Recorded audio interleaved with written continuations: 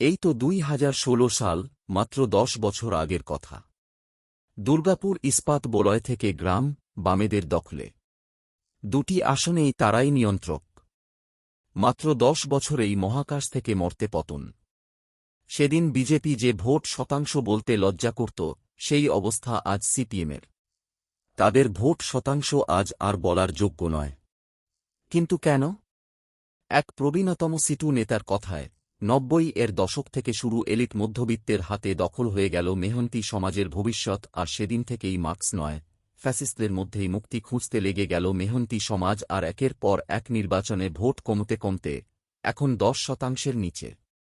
এক নিষ্ক্রিয় হয়ে যাওয়া মার্ক্সবাদী নেতার কথায় এখন আর সিপিএম নেতারা পথে নেমে অতি সাধারণের সমস্যা নিয়ে পথে নামেন না। বিকালে কিংবা সন্ধ্যায় দলের অফিসে বসেন পদ হিসাবে, আর সামাজিক মাধ্যমে তুলে ধরেন বিশ্বের সব সমস্যা, কিন্তু পথে নেমে শহর দুর্গাপুরের জন্য আর পথে নামেন না।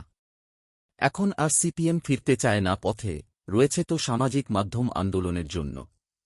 জঞ্জাল বেড়েছে, জল সমস্যা রয়েছে, নিকাশি ব্যবস্থা নেই, নেই ঠিকানা, কার কাছে অভিযোগ জানানোর ঠিকানা রয়েছে জানেন না দুর্গাপুরবাসী। কিন্তু পথে নেই সিপিএম। দুর্গাপুরের দূষণ কিংবা জাতীয় সড়কের বেহাল অবস্থা কিংবা ঠিকা শ্রমিকদের ছাঁটাই নিয়ে মুখ খোলেন ভূমি রক্ষা কমিটির ধ্রুবজ্যোতি মুখোপাধ্যায়।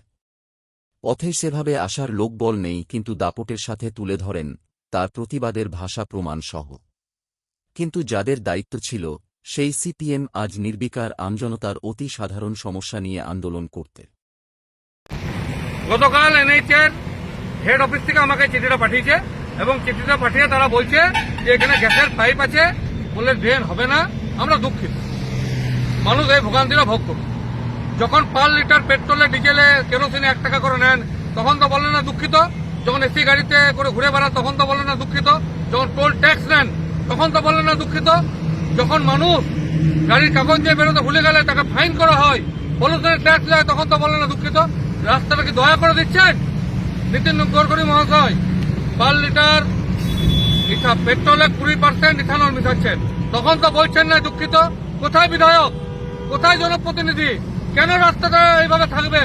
আমরা প্রশ্নটা খুব স্পষ্ট করছি যে রাস্তাটাকে আমরা দয়া করে দেন, ভিক্ষা দিয়েছেন, এই লড়াই জারি থাকবে। প্রতিটা অ্যাক্সিডেন্টের দায় আপনাদের, প্রতিটা গাড়ি খারাপের দায় আপনাদের। 1 ইঞ্চি ছাড়বো না, লড়াই জারি রইল। মাতৃভূমি শহর দুর্গাপুর জিন্দাবাদ, ভূমি রক্ষা কমিটি জিন্দাবাদ।